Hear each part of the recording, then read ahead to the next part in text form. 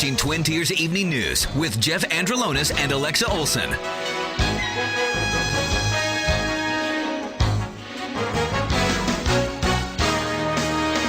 Now, from the Twin Tiers' biggest broadcast news operation, WVTT proudly presents Twin Tiers Evening News.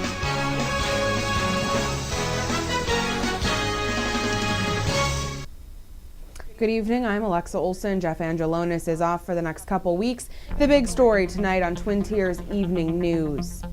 Wednesday marks a somber day for Christians across the world. Services were held to place ashes on the foreheads of those who observed today.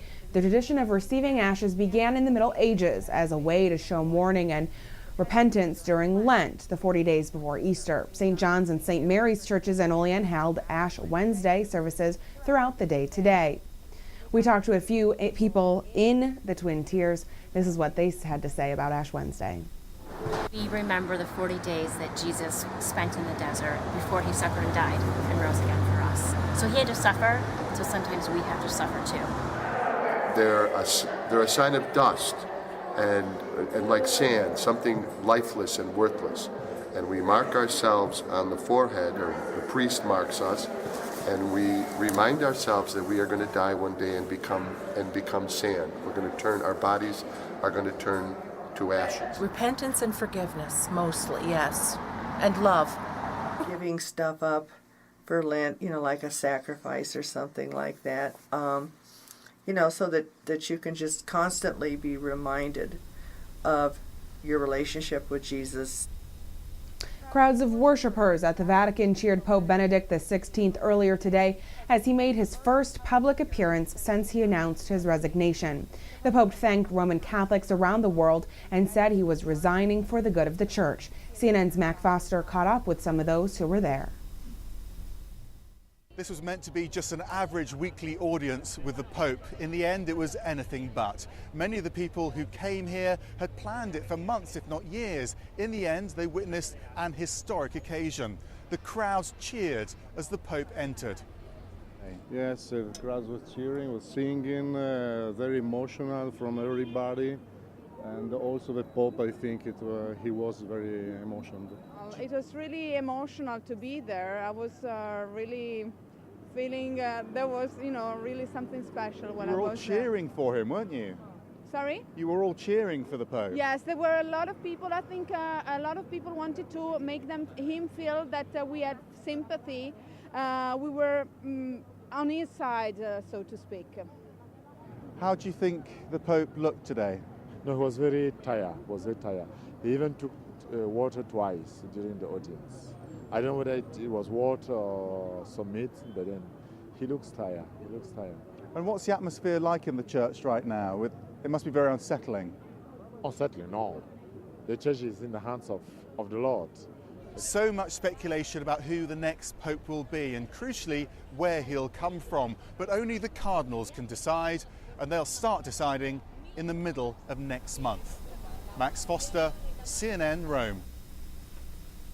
Ash Wednesday today, tomorrow, Valentine's Day. As we're getting ready for the holiday, there are a few things you should know. WVTT's Valerie Tysander tells us just what they are. Valerie?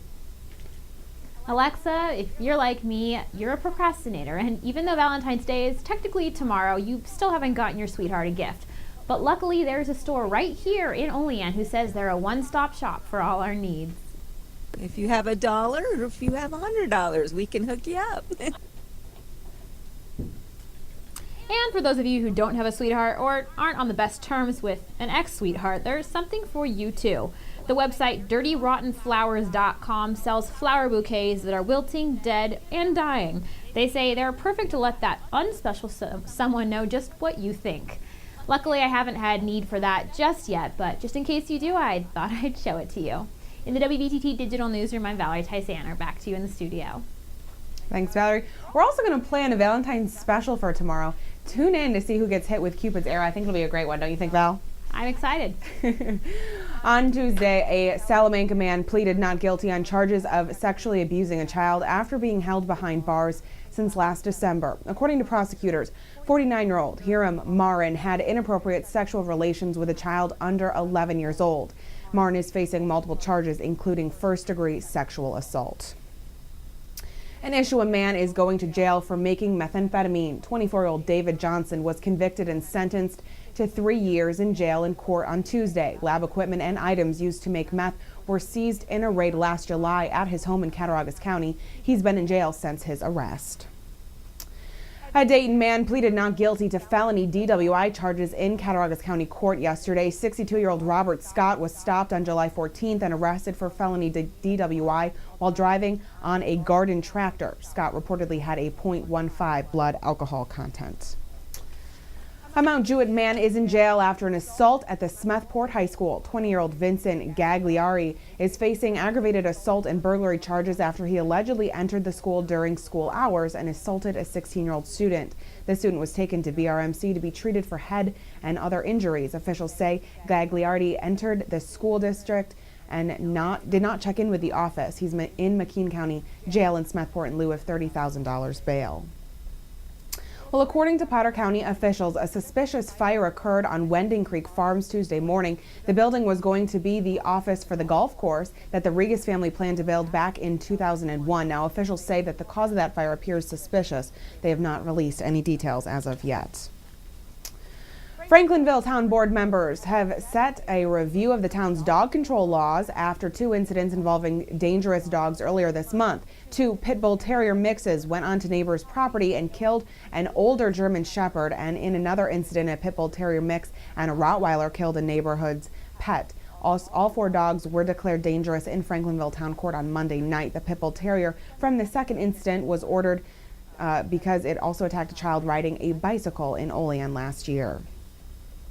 Well, Mayor Witt presented her proposed 2013-2014 spending plan at last night's Olean Common Council meeting. The mayor's proposal would decrease property taxes by 2%, but increase water and sewer rates. Revenues would increase by $105,000, a little over that, and anticipated expenditures would rise about $600,000 from this fiscal year.